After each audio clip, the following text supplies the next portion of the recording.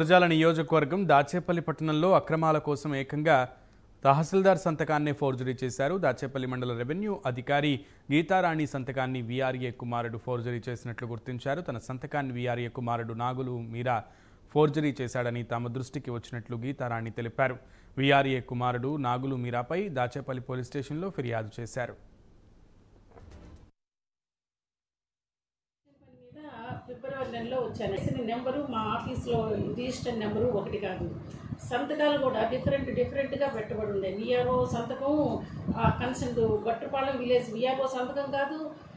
నా సంతకం దాంట్లో ఎట్లా వచ్చిందని కూడా విఆర్ఓ చెప్పడం జరిగిందనో మా డౌట్ వచ్చి ఎఫ్ఐఆర్ ఫైల్ చేసిన వెంబడే కూడా వెంటనే కలెక్టర్కి, డిఎస్పీకి, ఎస్పీకి, కలెక్టర్కి, ఆర్డీఓకి ఇదిగోండి లెటర్ పెట్టి మెయిల్ పెట్టేస్తాం. మెయిల్స్ కూడా పెట్టున్నాం.